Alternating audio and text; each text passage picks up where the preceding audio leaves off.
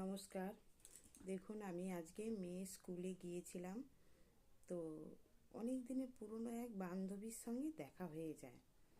মানে ওই বান্ধবীর সাথে আমরা গুজরাটে একসাথেই ছিলাম। তো ওনার ছেলে একটু হ্যান্ডিক্যাপ ছিল, সেই কারণে তো আমি বললাম, কী গো, কেমন আছো? না, বলে ভালো আছি। ওর দুটো ছেলের পায়ের প্রবলেম, কিন্তু ওনার খুব ব্রেন ভালো, পড়াশোনায় খুবই দুর্দান্ত। সেই কারণে ওনার দেখে আমার খুব কষ্ট হচ্ছিল। উনিও একটু আমাকে দেখে খুব আপসেট হয়ে গেল। আমি বলি, দেখ, দুঃখ করিস না, ভগবান যেটা দিয়েছে সেটাতেই খুশি হতে হবে।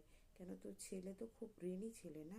বলে, হ্যাঁ, এই দুটো পায়ে। আমি বলি, দেখ, ওই যে পড়াশুনো যে করে এগিয়ে যাচ্ছে না, খুবই ভালো। দেখবি একদিন তোর মুখ উজ্জ্বল করবে।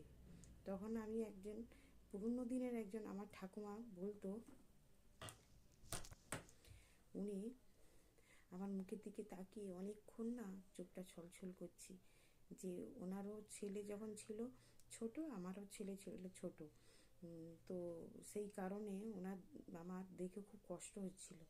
তো আমি ওকে বললাম, আমি জানিস, আমার ঠাকুমা আগে বলতো যে ঘোড়ায় পিঠে আসছে জামাই কী কার্য করে, কানা খরা ছেলে আমায় বংশ উদ্ধার করে। ঘোড়ায় পিঠে আসছে জামাই আসবে, কিন্তু কিচ্ছু কার্যের নয়। কিন্তু কানা খরা যদি ছেলেও থাকে না, একদিন সে বংশ উদ্ধার করে। সেই রকমই তোকে দেখে না মানে আমার খারাপ লাগছে না। কিন্তু যে ছেলে ভালো ব্রেনি, সে ছেলের মায়ের গর্ব হওয়া দরকার। কিন্তু এ তো ভগবানের কষ্ট দেওয়া। কিন্তু আমার তোমার কিছু করার নেই। মনে করছি করিস না, দুঃখ একদমও রাখিস না, মনটাকে শক্ত করে এগিয়ে যা। বন্ধুরা, কেমন লাগছে ভিডিওটা? একটু লাইক, কমেন্ট, শেয়ার করবেন। যারা ইউটিউব থেকে দেখছেন, সাবস্ক্রাইব করবেন। টাটা।